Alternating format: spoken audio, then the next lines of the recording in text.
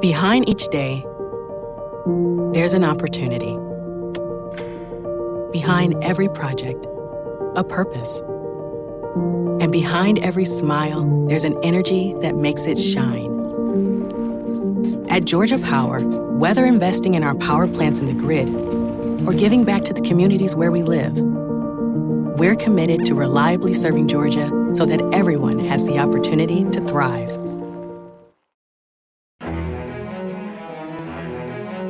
Independence.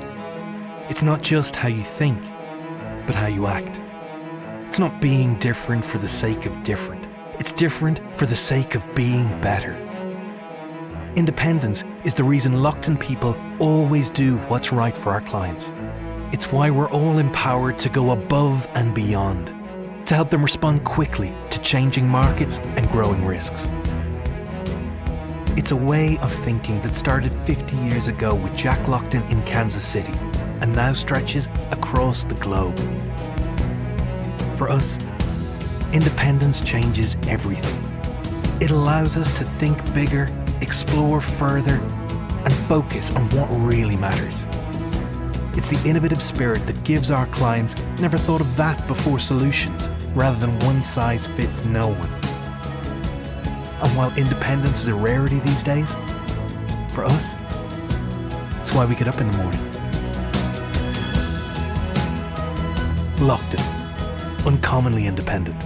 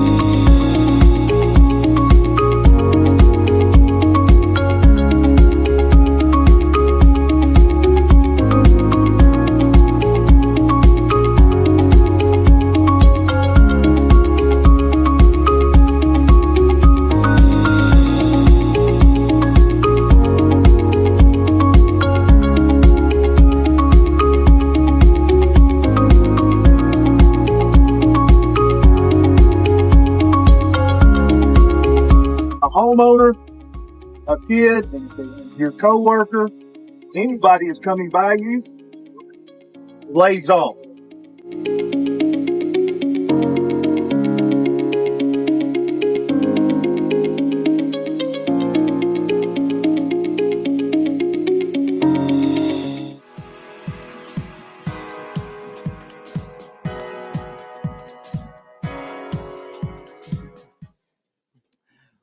Welcome back, everybody.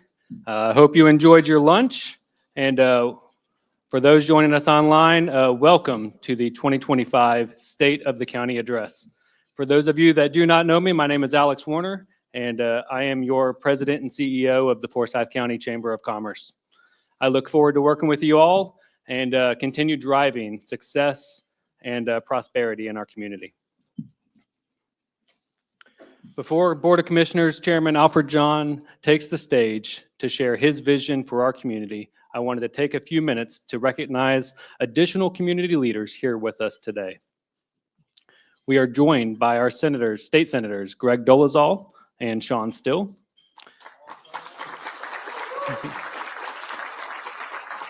We're also joined by Representative Todd Jones. Special guest, Deputy Consul General of India, Srijan Shandilya. and our county commissioners, Carrie Hill, Todd Levent, Mindy Moore, and Laura Simonson. I want to thank our sheriff, Ron Freeman, for being here today, as well as our fire chief, Barry Head. All right. And we are also joined by our county manager, David McKee, assistant county manager, Tony Tarnacki. From our Board of Education, we have already heard from our chair, Mike Valdez, and but we're also joined by Board of Education members, Tricia Hoyes and Dorian Usherwood, as well as our superintendent, Mitch Young. I want to thank John Creek Mayor John Bradbury for joining us this morning as well. So if you could, please take a minute and let's thank all of these elected officials.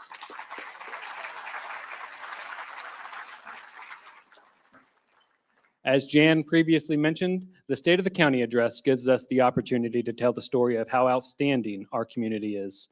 Part of the reason for this is the continued investment from all of you, the local businesses, companies, and citizens in our county. Today's address would not be possible without the support of many sponsors who are not only a part of the business community, but also serve as exceptional corporate citizens. Our title sponsor today is Beaver Toyota and Mazda. Our platinum sponsor is Atlanta Landscape Group. Our luncheon sponsor is Georgia Power. Our digital marketing sponsor is Jacobs. Our registration sponsor is Carroll Daniel Construction. Our program sponsor, Underwood and Scroggins. Our parking sponsor, HDR. Our live stream sponsor, making it possible for us to live stream today's event, is Georgia Primary Bank. Our website sponsor, where the live stream of this event is being housed, is sponsored by McDonald Development. The dessert at your table was provided by Volkert. Our photo booth sponsor is Lockton. Our table sponsor is Toll Brothers. Our stage sponsor is Comcast Business. Our coffee sponsor this morning is Renaissance Bank. The notepad is compliments of Cooper Company. And our supporting sponsors include Sawney EMC, Brown and Caldwell, BCC Engineering, True Natural Gas, Dave Hardin State Farm Agency, Morley Enterprises, Duffy Southeast, Los Designs, Central EMS, Wellstar Health Systems, Precision Planning Inc., DLP Construction, South Forsyth CID, Reeves Young, Atlas Technical Consultants. Can you thank me, or please join me in thanking these sponsors?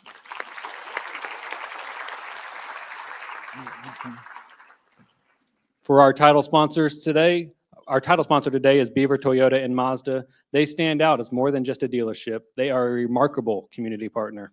Through their various initiatives and engagements, they actively contribute to the Forsyth County's well-being, from sponsoring local events to supporting charitable causes. They demonstrate consistently the dedication to making a positive impact beyond the showroom floor. Please join me in welcoming Patrick Abad, General Manager of Beaver Toyota, and Austin Beaver, General Manager of Beaver Mazda, for today's title sponsor remarks.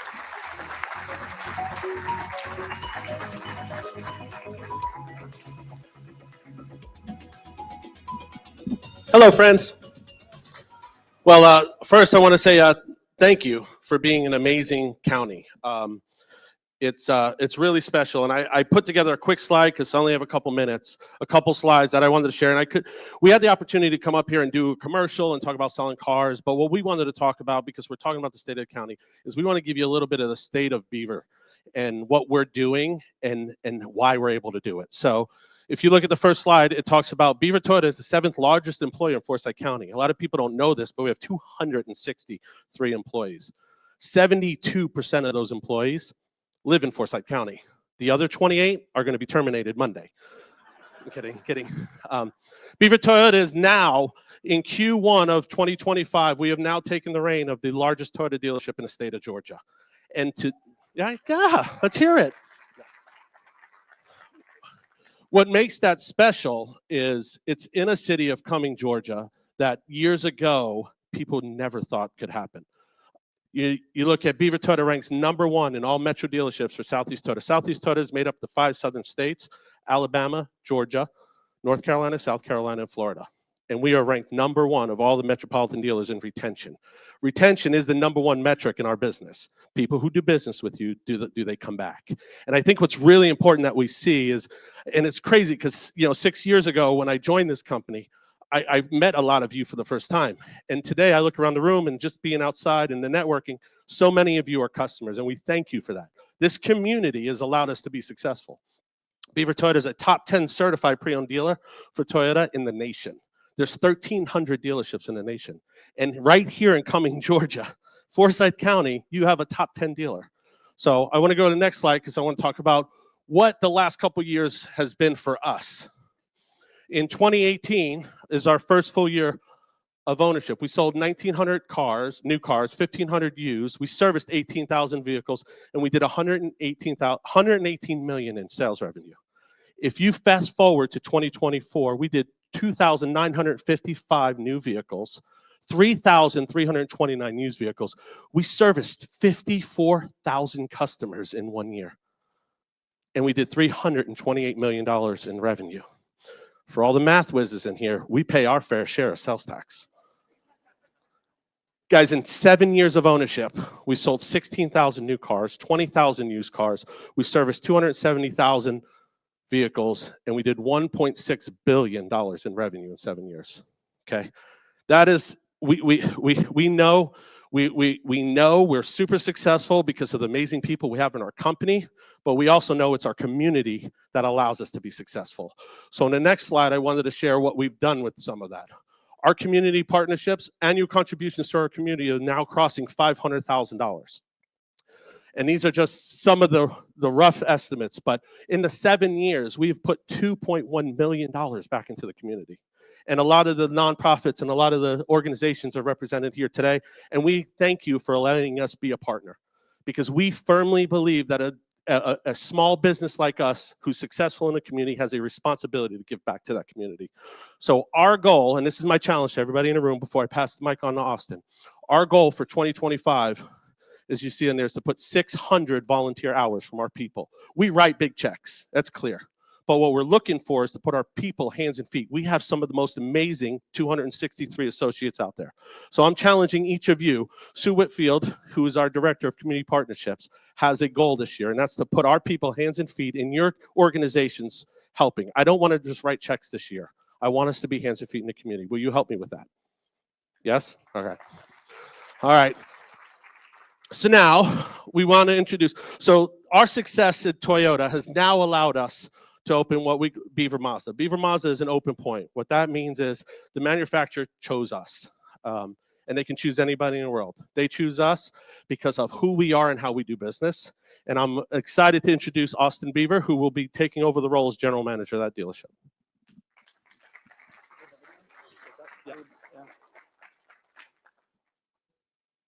I think we have a little video that we want to play. On this third installation of our Beaver Mazda Construction Update series. Let's check it out. We've made a lot of progress on the exterior of the building. We have all of the stone and windows up, but there's still a million things to do. Now that we have walls, you can really see what this place is going to end up looking like.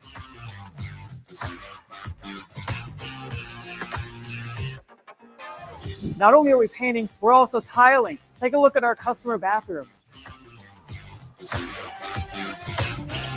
That wasn't a joke, guys. Take a look at the beginnings of our shop. We finally started installing our shop equipment. Here are our 15 lifts.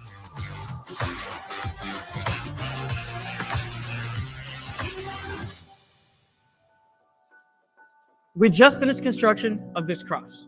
It's a symbol of the values and ethics that we strive to embody every day. Putting it out front in front of the dealership is a commitment to these principles and shows our community what they can expect from us. Sincerely from the Beaver family, thank you for watching this video, and please stay tuned for the next one.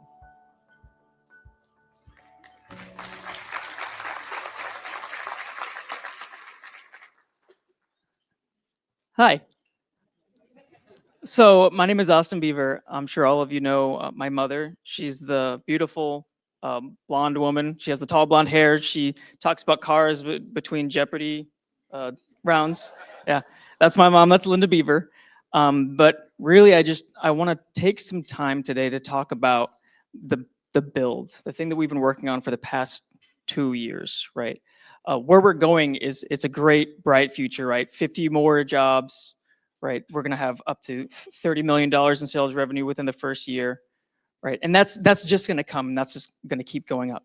But I really want to take some time to praise Mr. John Alfred, or Alfred John, Mr. John, and his team, and all the incredible work that they put into building something that's tailored for the people of Forsyth. It's amazing what they've done, right? Because we have Mazda. They have one of the strongest identities that we've ever seen from a manufacturer, an automobile manufacturer. They know who they are, and it's really, really hard to show them that we actually know what's best for their customers in Forsyth County, right? And the county and their team was able to show them that. It's actually an incredible feat. You're not going to see another Mazda dealership with a stone facade, right? Our facility is 30,000 square feet. That's about 5,000 square feet larger than any other Mazda dealership. It's 10 feet taller than any other Mazda dealership. It has a beautiful horse fence, right, in front of it. It doesn't have one of those unsightly monument signs, right? So really, it's thanks to them that we were able to build this really, really special dealership that is tailored just for the people of Forsyth, right? So if we could just a round of applause for them. They did a great job. Thank you. And of course, thank you all of you in the room sitting here for making this possible.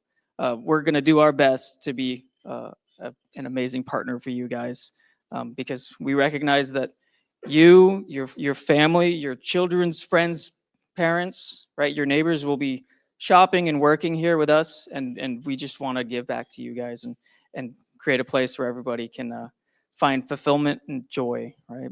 So thank you guys. All right, so now I have a really distinct honor to introduce Major Nick Curry and Jody Willits, who represent the Heroes of Forsyth Foundation, and they're going to speak to you guys for a couple minutes.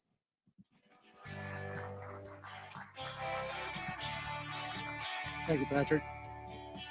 So I'm going to stand behind the podium. That's a lot of energy to follow right there. So I'm going to reiterate a lot of what he said about the community, and I'll never miss a chance to say thank you to the elected officials, the county leadership, staff, business partners, and all of the citizens of Forsyth County, because it's truly, you guys are really the reason we're able to do what we do at the Forsyth County Sheriff's Office. So thank you from the bottom of my heart for that. So what I'm up here to talk about today is a nonprofit organization. It's called Heroes of Forsyth. Each of y'all could look on your tables. There's a blue card that has a QR code on the back of it. That's going to send you directly to a link to the nonprofit. And what this nonprofit is, it was driven by legislation passed down at the state for us that you could take dollar for dollar your Georgia tax income liability and keep it in Forsyth County rather than sending it down to the state. No offense. So if you get on the website, take a look at it, whatever your tax liability is. For individuals, it's up to $5,000. Couples is $10,000. LLCs and S Corps are $10,000. And for the big boys in the room, the C Corps, you could do 75% of your state income tax liability. So please get on the website and take a look at it. The reason we're doing this, the sheriff has several initiatives that we drive out of this. Our main initiative right now is school safety. And what we're doing is we're sending our school resource officers, sending them to threat assessment classes so they're better prepared to recognize and address threats that will come through the schools. We're equipping our deputies with 1 pound rifle rated plates. We are teaming up with our partners at the Board of Education and getting to a point now where certain CAD calls, which are dispatched calls to a school, we instantly have access to cameras so we can get to a situation much faster. So please take the time, look onto the QR code is going to be posted out by the front door as well. So you could just hit on it on the way out. Please take the opportunity to take a look at it. It would be very much appreciated. Thank you, Beaver, for giving me the time to get up and speak. And thank you guys for everything that y'all do to support us and trust us with keeping Forsyth safe. Thank you.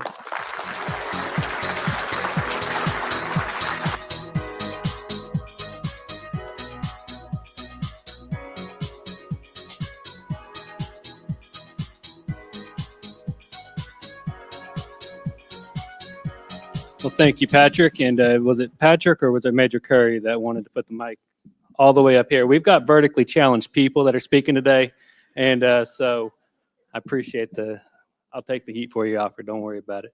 So, but thank you guys, and thank you again for your support. So today's Platinum sponsor is at the forefront of cultivating beauty and functionality in residential and in commercial properties. Atlanta Landscape Group, or ALG, is one of the region's largest leading commercial landscape firms. They specialize in both maintenance and in installation, and they pride themselves on their focus to be more than just another landscaper, but to be a true partner by emphasizing exceptional communication and service. Their goals are simple: build partnerships, positively impact the community, and through those, most importantly, glorify God. Please join me in welcoming Kevin Sr. with Atlanta Landscape Group for our Platinum sponsor remarks.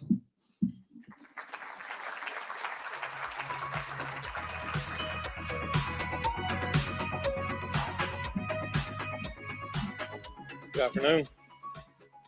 I won't take much time at all. I just wanted to say a few words.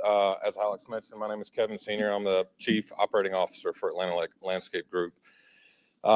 If you attend many of these types of functions, you're probably used to seeing Brett Russell. He's being a slacker today, and he's down in vacation in Orlando, but he actually has a video that we'll see in just a minute. But I just wanted to, I'm up here and not Brett, tell you a little bit about myself.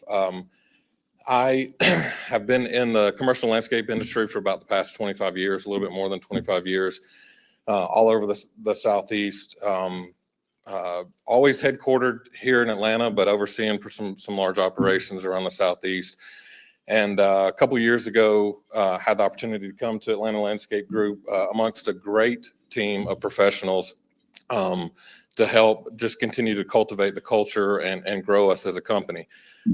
We've been doing that, and very, very fortunately, we're able to open up our 4th location here in Forsyth County with Mark McDonald running that branch for us. You'll hear from in just a minute. But we're just thankful to be a part of this community, a part of everything that's going on here in this county. It means the world to us as a company, and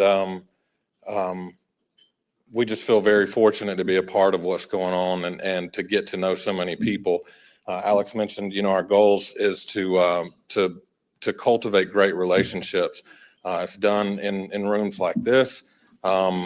We've been able to work in the county and work on landscapes and help to beautify this county for a long time. And now we have a home here, and that means the world to us. I really appreciate everybody here that allows us to do that.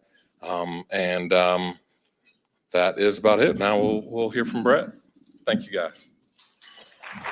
Hey, everyone. I hate that I can't be there with you today, but I got called up for a very important mission, family vacation duty in Disney for spring break. So y'all are talking growth and strategy. I'm busy negotiating peace treaties between tired kids and my wife that can't sleep because of my snoring all night, which my snoring may end up landing me in the doghouse there with Pluto.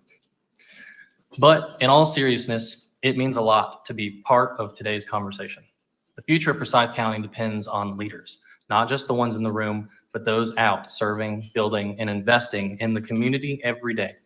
I believe that economic development isn't just about business. It is about being present, involved, and get dedicated to each other's success. And ALG has been incredibly blessed. First and foremost, we give God the glory for every opportunity that we have. And second, we're thankful to be a part of a community that believes in prioritizing relationships, collaboration, growth, and doing things the right way. That mindset has fueled our growth over the past few years, and it's exactly why we wanted to plant even deeper roots right here in Forsyth. And with that being said, I'm thrilled to share that ALG recently opened our first physical location right here in the county. We're now not just doing business in Forsyth, but we're a part of it. This move allows us to be more accessible and more connected and more committed to the people and the partners that we serve here every day. But before I go, I want to introduce somebody that I'm incredibly proud of to have on our team. Mark McDonald, our Forsyth branch manager. When he accepted this role, I knew instantly that it was the perfect fit. He's experienced, he's genuine, straight up, and you'll see right away that he's got a smile that says, let's get to work. It almost sounds like I'm running an ad for The Bachelor. So with that, I'll turn it over to Mark. And again, thank you for letting us be a small part of something really big in Forsyth County. Yeah, I don't know how many people actually smile when they're out there really working, but no, I'm excited to be part of ALG. I actually relocated down here from Michigan. Been in the industry for a very long time, and known Kevin for a long time, and he called me up to ask, hey man, you wanna come down and be part of something big?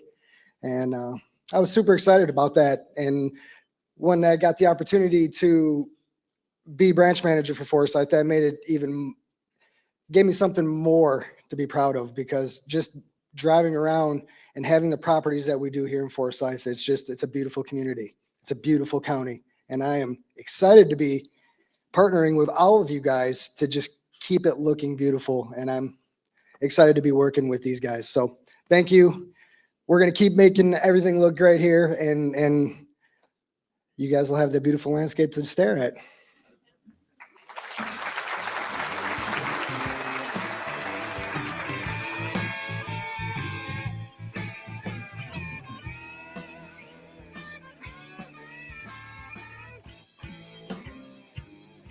All right, and thank you again to Atlanta Landscape Group. Can you please join me in welcoming Russell Brown, the Director of Forsyth County's Communications, to introduce our chairman.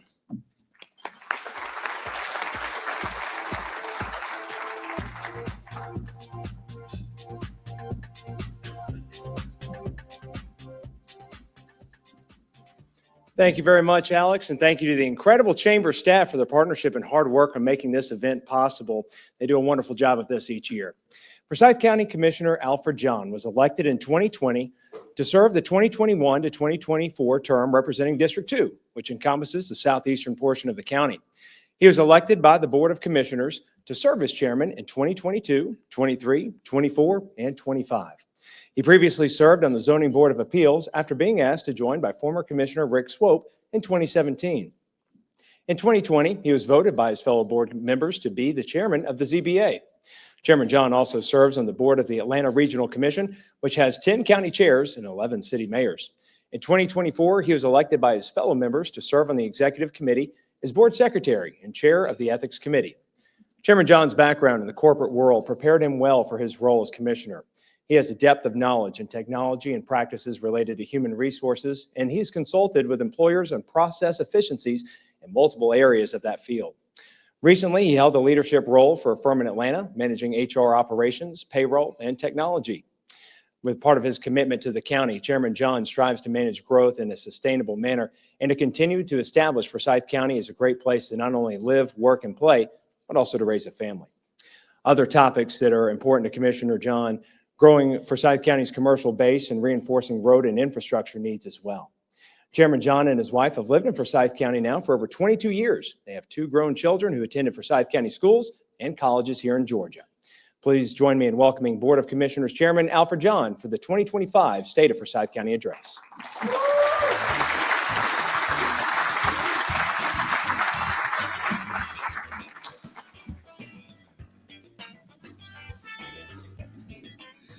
Well, good afternoon, everyone. Thank you for joining us today as we highlight our community, our future, and the investments that are being made today for a better tomorrow. I would like to give a special thank you to the Forsyth County Chamber of Commerce for hosting us today, and especially the Linear Tech Conference Center. This facility has served as the site for this event for many, many years, seeing numerous changes, but also being part of shaping several community-based discussions. And I don't want to forget our title sponsor, Beaver Toyota. Not only do they have very successful dealership, which you saw here today, but their mission and values tie into tremendous partnerships and contributions to various nonprofits and causes. So to the folks at Beaver Toyota, thank you for your partnership and commitment to our community. I would like to recognize my fellow commissioners who are in attendance. Representing District 1 in her 3rd year in office, Commissioner Carrie Hill. Representing our longest serving commissioner in his 15th year in office, representing District 3, Commissioner Todd Levent. Our newest commissioner with just 3 months under her belt, Commissioner Mindy Moore. Finally, from District 5, starting her 3rd term in office, Commissioner Laura Simonson.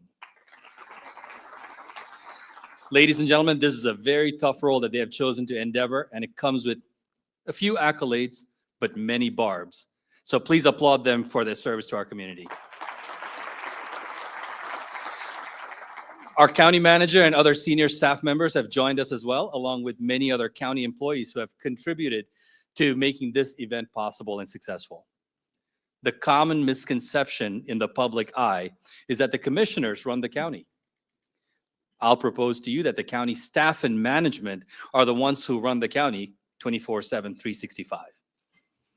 We also have a number of elected officials with us today. If you wouldn't mind, please rise and be recognized if you're elected office. Thank you. And finally, we also have a few members who are in appointed boards. So if you're an appointed board member, would you please rise? Thank you. Thank you for all joining us and for all you do. So how about that incredible quartet, the Dolce Vita Quartet, who performed for us today? They are from the William Pooh Music Academy in Alpharetta. So let's just give them a warm welcome and round of applause. Thank you.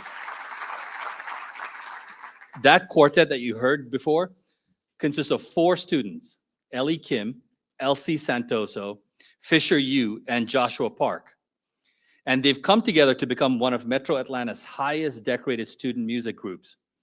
Dr. Pooh's Academy draws from the best students in Forsyth County and elsewhere, but then he takes them and then elevates them beyond their potential. Recently, they participated in the 2025 Georgia Music Educators Association All-State Orchestra and Band. And these high schoolers have become the best at their craft. And they have to do that when they have to balance homework, friends, family, and just living the life of being a teenager. How? How do you balance all of that? Well, they choose to make a commitment and they invest to become the best versions of themselves. If you would look at the screen.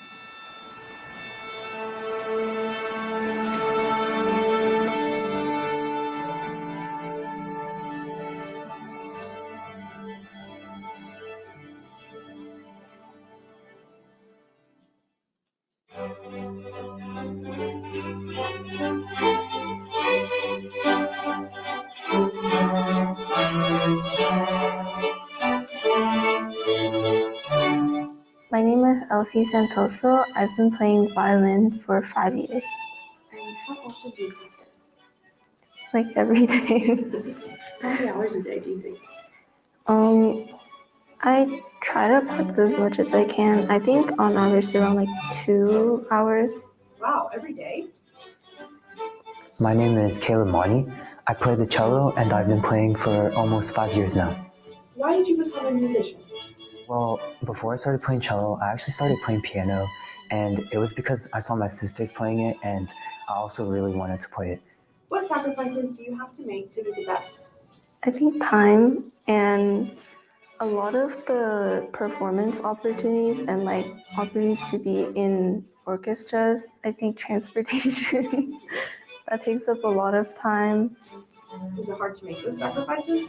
I think, yeah, sometimes, because my school is kind of competitive, and like now that I'm in high school, the workload's a little bit more. So having to balance schoolwork and violin can be challenging sometimes. It can be hard to make sacrifices because I want to be able to spend more time than I'm given, but at the end of the day, I'm doing something that I really enjoy, so it's all worthwhile. I think being able to perform and just like seeing the audience like clap and then being able to like connect with other people, like being involved in orchestras made it worth it. Do you have a career dream moment that you're working towards? Carnegie. I really want to play in Carnegie Hall. And how do you see yourself making that happen? I think continuing to invest the time I've been investing and also getting instruction from other professionals. How long have you been playing music personally? Oh, for me, I think it's over 50 years now. Since I was a little kid. My main career was violinist in both Houston Symphony and Atlanta Symphony. So as a player, my career lasts for 25 years. Until 2014, I decided to take on a different challenge. So I left the orchestra, Atlanta Symphony, start my own music academy. What sacrifices did you have to make to reach that level as a performer? Depends on how you look at it. You know, as a kid, because I started when I was 7 years old. So my sacrifice that time is my playtime with my friends, and I remember that every time my classmates and the neighbor kids are playing, I had to practice. Do you see similar sacrifices in your students now? So I think the kids' focus are different. And they always surprise me that how much potential they have. Looks like they are all doing great at the school, but yet they playing very, very difficult music, which is require hundreds of hours of practice. And how they do that, I don't know. Our students actually succeed in national auditions, and it just brings a lot of joys to us. Not every student will become musician just because they're playing instruments right now. However, the effort they put into their music learning journey is definitely going to benefit to whatever they do in the future in their life. They learn how to be disciplined. They learn how to be perseverance, and patience, and work on attention to detail.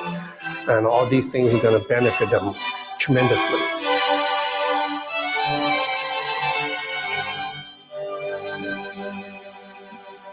How about one more round of applause for this amazingly talented group of you? There's something there for each of us to draw from. Discipline, perseverance, patience, attention to detail. And these are the traits which these students will reap from the investments they are making into the Music Academy and into their craft. We all invest our time, energy, and money into something, right? We pour our time and effort into our careers, our businesses, our families, our hobbies. For some, it's our passions. For what? What's the purpose? The question is, are those sacrifices leading to a good return on the investments? I see before me a large group of very successful people. Each of you knows something about ROI. It's simply a measure to evaluate the efficiency and effectiveness of your investment. Will the investment we're making generate more profit than costs? In the county, we also evaluate the ROI on the investments we make, this while ensuring that each one is purposeful, strategic, and with residents in mind, and balancing competing interests and demands.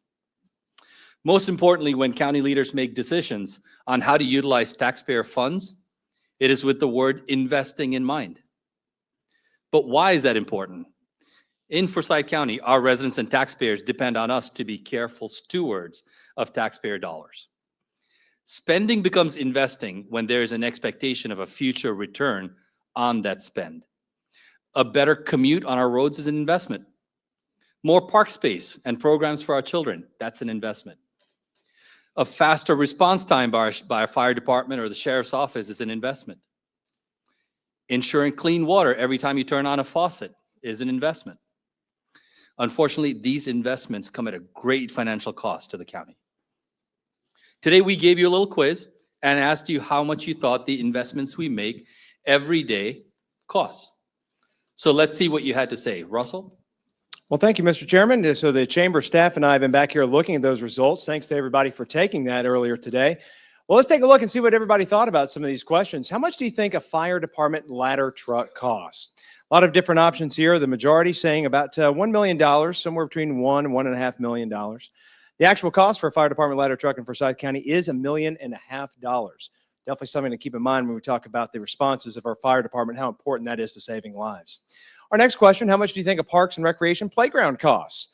About 45% saying over $400,000, about 31% saying somewhere around $100,000. The actual answer for that one, $400,000 to $500,000 for one playground at one of the county's nearly 30 parks.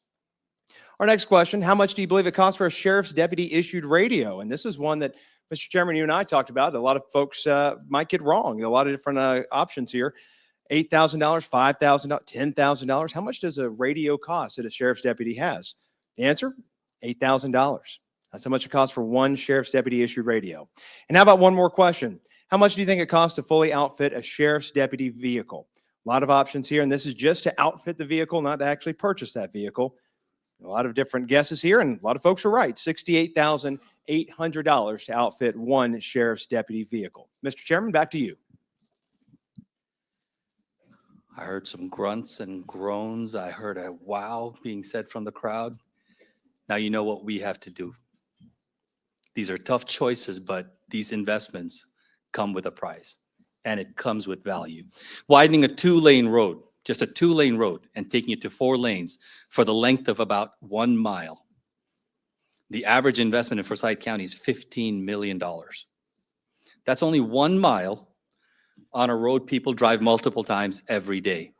Maybe to get the kids to school or get your kids to ball practice or just to get to work on time. Just as important is the need to get our first responders to a life or death emergency, and that is worth the cost of investment. People think it's as simple as just scraping the road, pour some asphalt or concrete, and we're done. There are engineers designing the project, buying land on both sides of the road. That costs money. And then the hard task of coordinating with anywhere from 12 to 16 utilities, both above ground and below ground, getting those companies to come and move their lines. And then, of course, that is not including the unpredictable weather we have in Georgia, which causes delays and then adds on to the cost. The investment in a park renovation, such as the Bennett Park upgrade, which is ongoing right now, $25 million. One rectangular turf field for football or lacrosse, $1 million. Our community has come to expect the best, and whether it is for parks, libraries, senior services, roads, public safety, whatever it may be, it is not cheap. And the county is making these decisions wisely. It also requires a commitment to being financially sound and strategic with limited resources. You have in front of you on your tables the 2024 Forsyth County Annual Report. And if you flip through it, it has a lot of data points that show how the investments made years ago are paying off now through the county's various offices and departments. Ultimately, none of that matters. None of it gets recognized as a positive ROI unless you, the residents, families, business professionals, and business leaders, feel the impact of these investments. You'll note I said feel. Let's look at how some of the investments we made in our community has had an impact on people.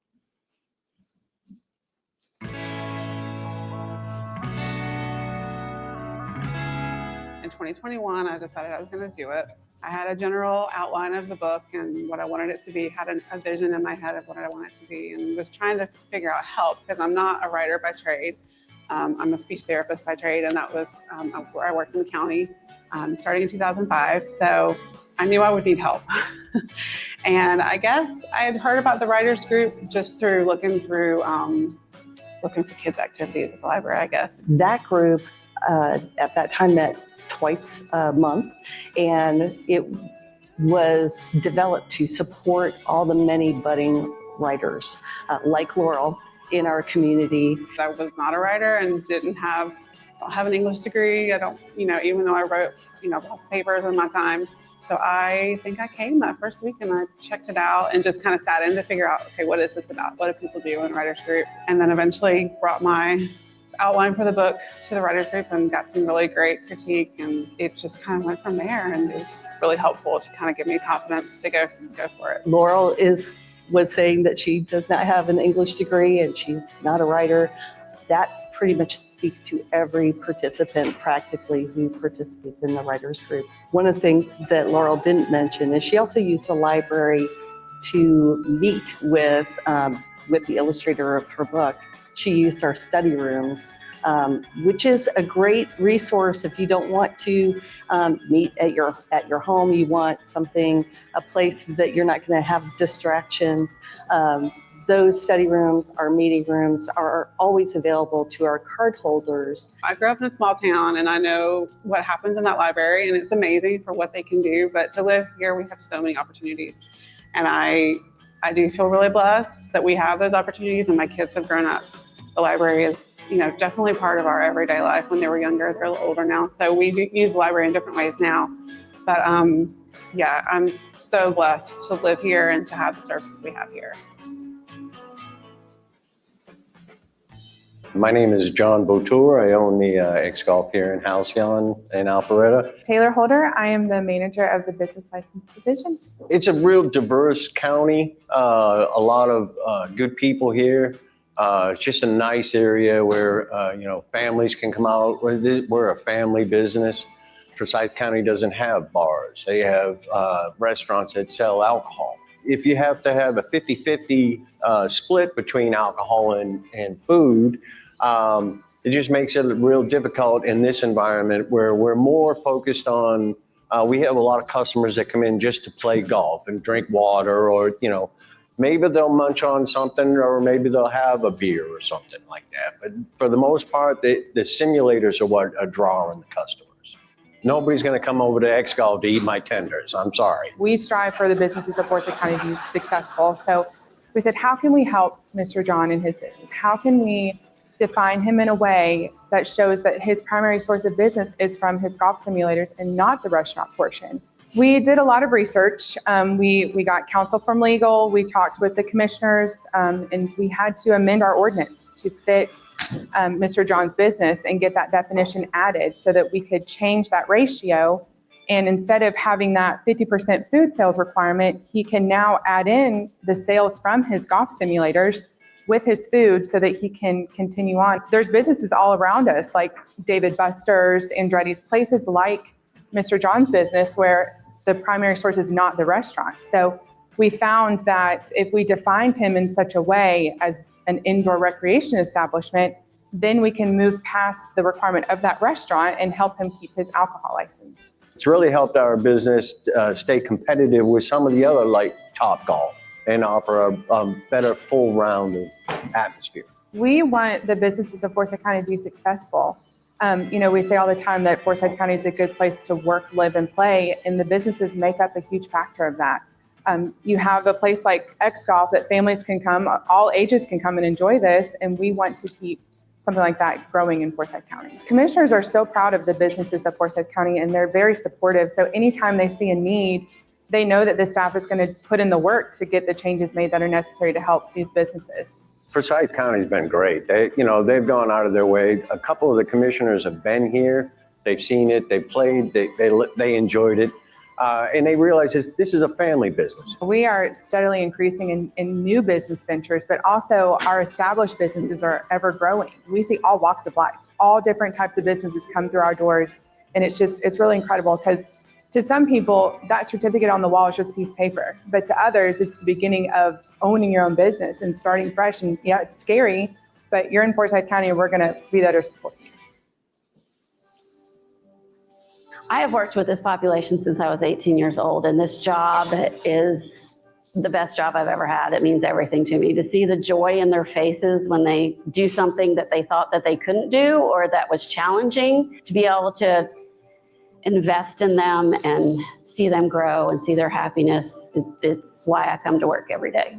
I am Jill Height, and I have been the therapeutic recreation supervisor for about 6 months. My name is Tyler James Harris, and Some of my favorite things that we do at Therapeutic Rec is parents' night out, bowling.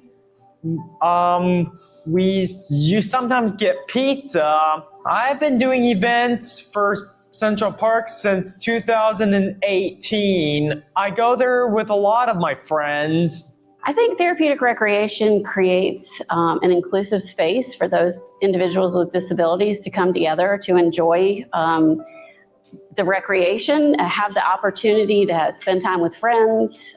It builds their confidence.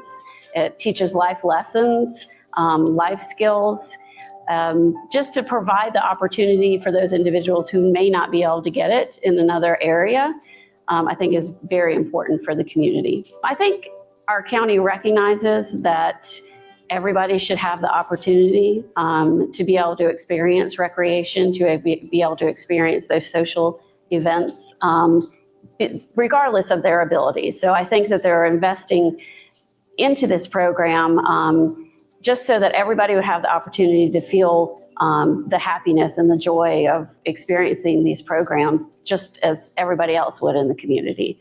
It's a huge component. Not only that for the participants, but for these families to receive a little bit of respite, especially with our parents' night out. We do that for 3 hours. They drop the kids off. The kids have fun, pizza, popcorn, watch a movie. We do a lot of activities in the gym. But those parents have 3 solid hours to go and do what they want to do. What would you say to somebody out there that's like, no, I don't know if I want to get into therapeutic recreation. I don't know if it's for me or not. What would you say to that person?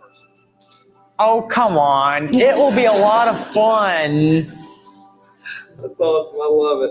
We do have a lot of fun. Well, I think Tyler is a rock star. I think you're an amazing individual, just to see you grow and how you've grown socially and just with your friends, and how you're not afraid to try different experiences, and to see your happiness when you're here. It's amazing. Thanks. I love it. Y'all did a wonderful job. You guys did great. Tyler, you're a man. You did awesome. You did great, Tyler. You really did. We're going to start calling you Mr. Hollywood. Is that okay? I just like being called Tyler.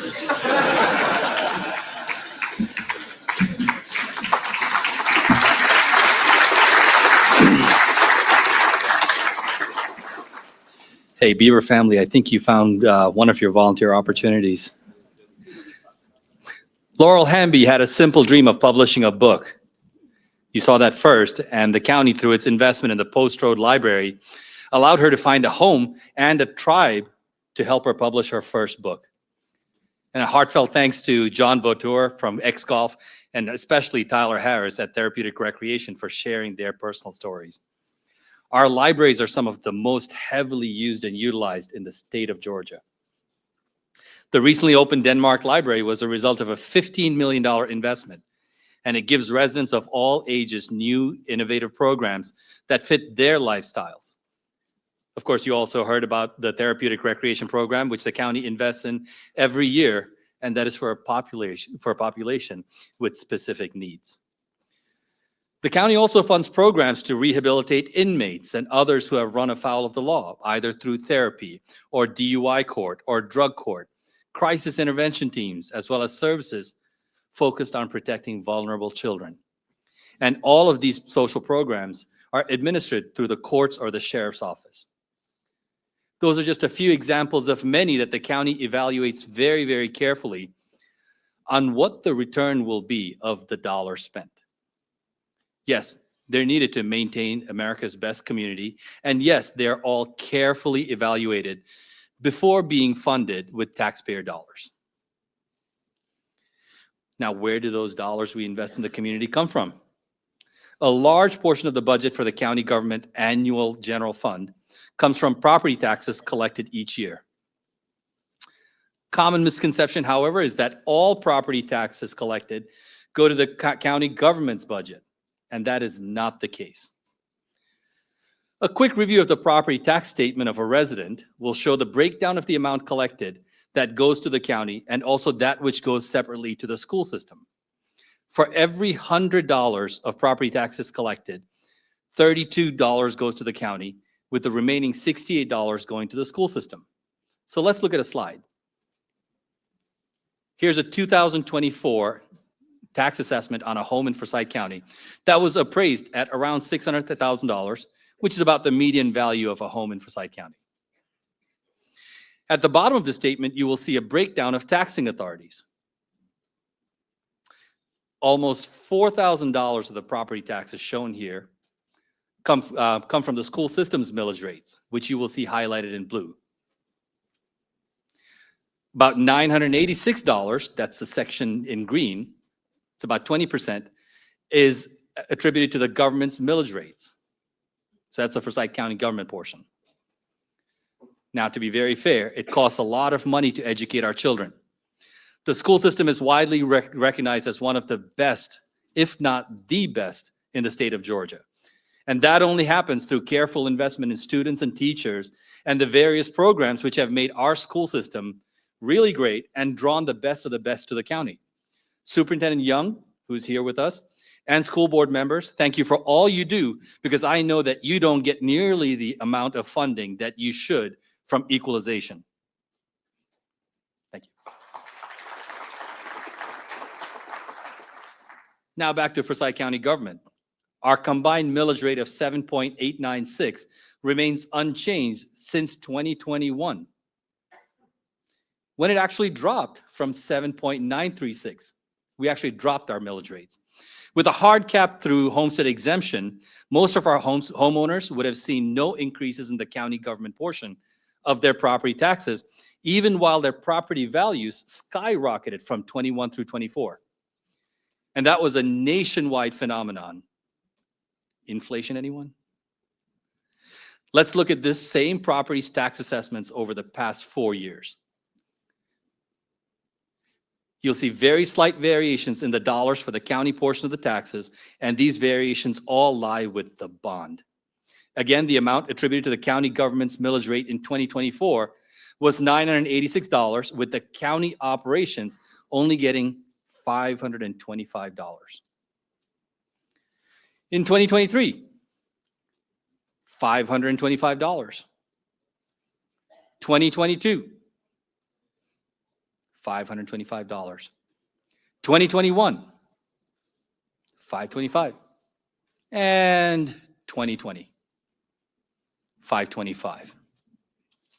The county operations amount stayed the same year over year over year. In fact, Forsyth County's millage rate of 7.896 is the lowest in Metro Atlanta when compared to a millage rate of 8.46 in Cobb, 14.71 in Gwinnett, 8.87 in Fulton, and 8.3 in Cherokee. So how are we investing the county's portion? The 20% that you saw here of your tax dollars. The annual report in front of you gives you a breakdown of how the county allocates the budget and where the budget comes from. For 2025, we had an adopted budget of just over $215 million. By the way, I will point out that that's actually less than the revenue of Beaver Toyota. Less than half of that $215 million is made up of funds from property taxes, along with a few other revenue buckets such as charges for services and licenses and permits. Our budget has gone up since the COVID years, but each and every person and business knows that inflation has greatly affected our ability to provide services. Someone asked last week if we would address why our budget has gone up about 20% in the last 4 years. Each and every one of you in this room has felt the pinch and the pain of inflationary pressure, and our county has been no different. Of the budget, about 33% of that went to the sheriff's office, the largest single entity for our budget, and worth the investment for our community safety. Many of you have heard me openly advocate for public safety and strong public safety, and the bad actors stay out of our county because they know that the sheriff's office is tough. Kudos to our deputies, our firefighters, 911 operators, and ambulance personnel who day in and day out work exceptionally well in the service of our county.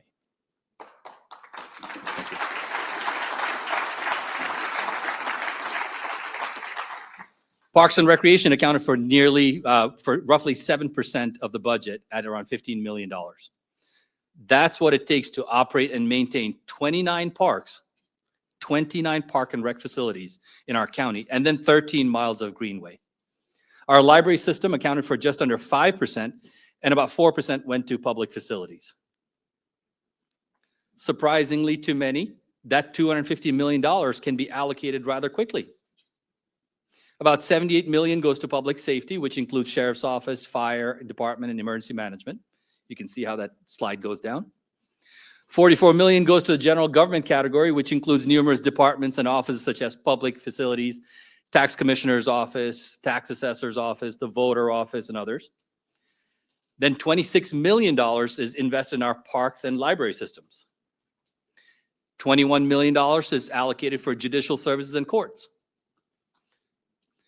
15 million goes to housing and development departments such as planning and development, building and licensing, economic development, and capital projects.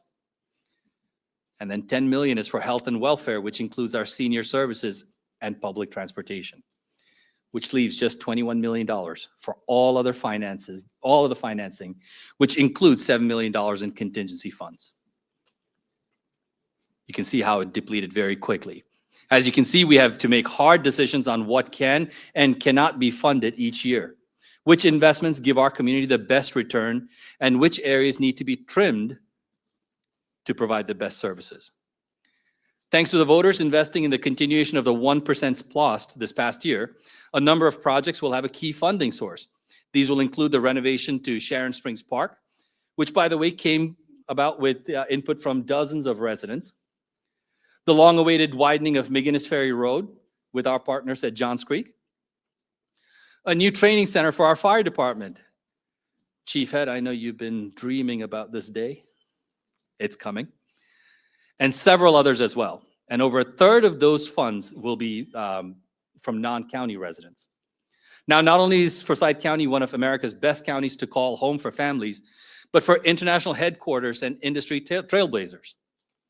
For years, I've heard people tell me that they would like to see more entertainment options, more dining options, and things to do in our community. So we've heard you, and we are in partnership with the Chamber, working very hard to deliver on that request. The buzz for the last few months has been about the gathering at South Forsyth. If you haven't heard about it, come out into the open. That development, if it happens, includes a 20,000 plus seat arena that could one day be home to a professional hockey franchise. If landed, the county would also become a very attractive site for companies which are looking for live, work, play areas for their employees. Trader Joe's is already here. I know people have been clamoring for it. Whole Foods is on its way. Frankie's Fun Park and many other unique shopping, dining, and entertainment venues are also here in our community. They join many of the world's most successful and promising organizations that already call Forsyth County home. What makes Forsyth County such a fertile ground for commercial growth? Now, there's a vast array of reasons, but I think it is primarily because of the workforce that is right here in our backyards. Our residents are highly educated. They want to work, and they're choosing to work close to home, making our community the right one for industry leaders to invest in. Now, heavy industry leaders such as Siemens have called Forsyth County home for decades. Now, one new arrival in the county is Kamstrup. Are the Kamstrup folks here? Show of hands. Okay, don't see them. They have taken over 100,000 square feet of space to accommodate everything from front office to distribution in the water meter industry.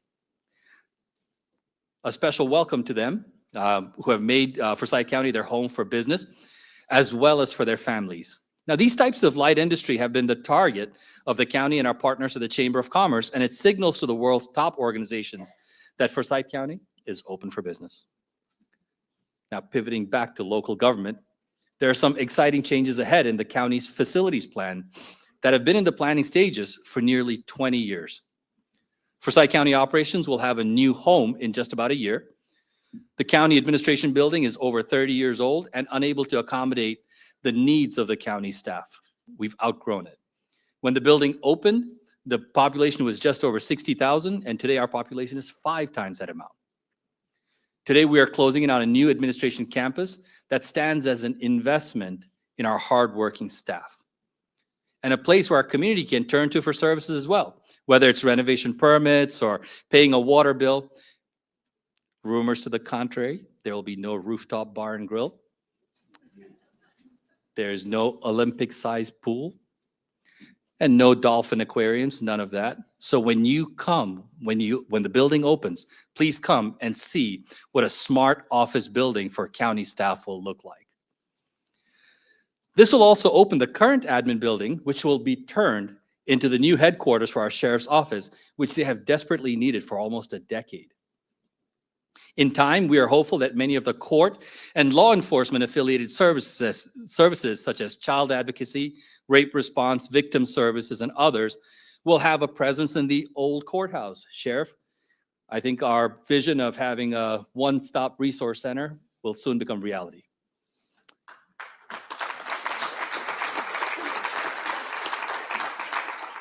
It'll be great for all of these services to be well managed, well coordinated, and perfectly located within close proximity to each other, almost like a resource center for those in need. What other investment opportunities await on the horizon in Forsyth County? Here's what our Board of Commissioners had to say.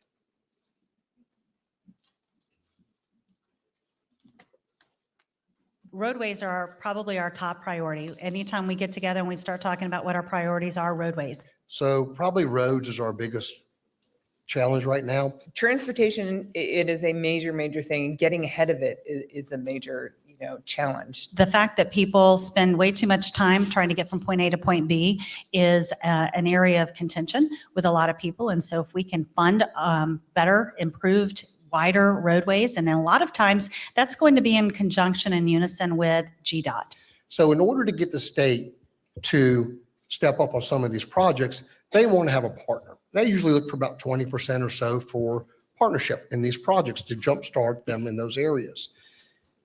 It's hard for us to come up with that money unless we have a source to build them faster. Now, we can do it at a steady pace we have been doing, but our public seems to want them a lot faster, and I don't blame them. I can see the traffic as much as they can. T-Splosh. Yes, it's an extra penny sales tax. Yes, nobody wants more taxes. I get it. I don't want them either. But if you want to jumpstart these roads, it's that thing you have to talk about. We see people come through Forsyth County on our roadways every single day.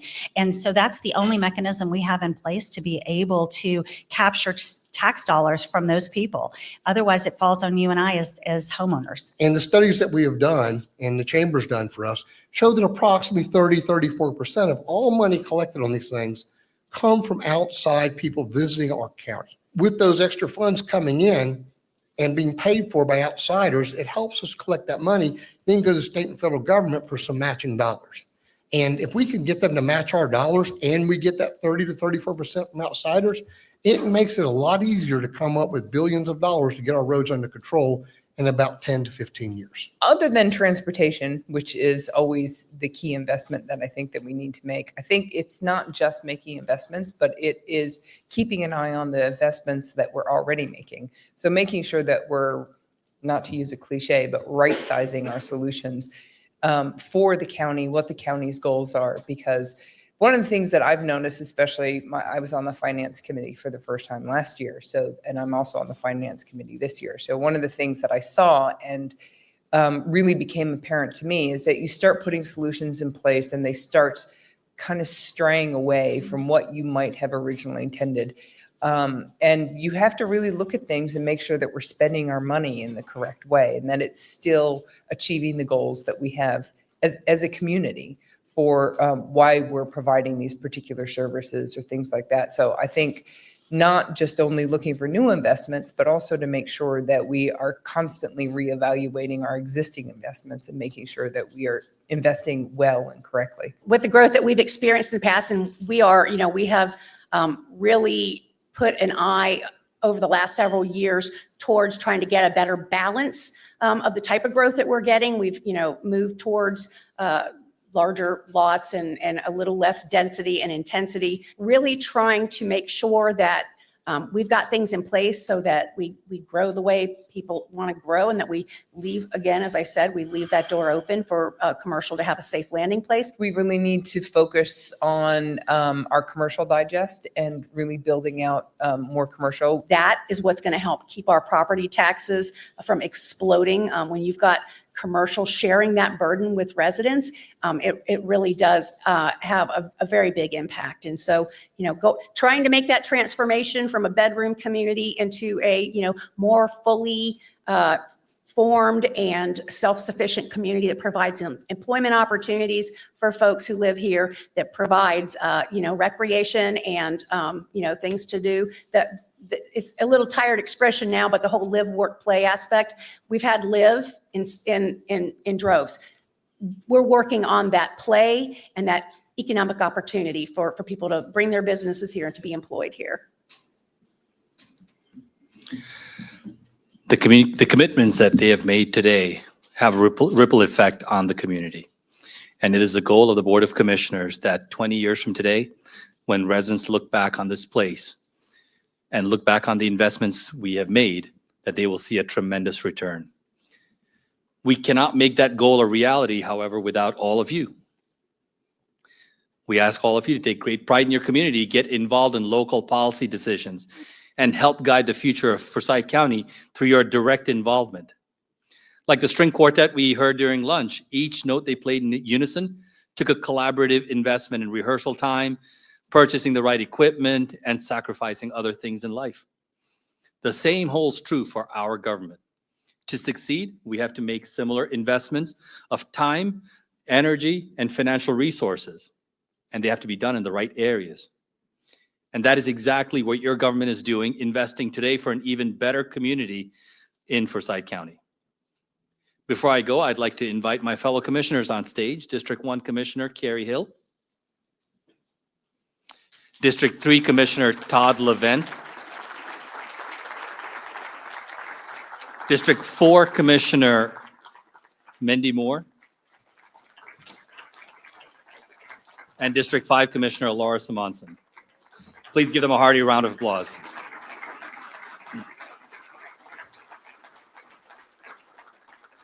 Folks, this is a team, and together we look at things, the challenges that are before us, things like growth, infrastructure, and managing all of this together. And with help from our county staff, we are doing the best we can. So on behalf of my fellow commissioners and the Forsyth County staff, I thank you for your time today and the opportunity to serve you. I'm humbled to live and work each day in such a wonderful place, and I look forward to the challenges we will face together. Thank you all. God bless you all. Thank you.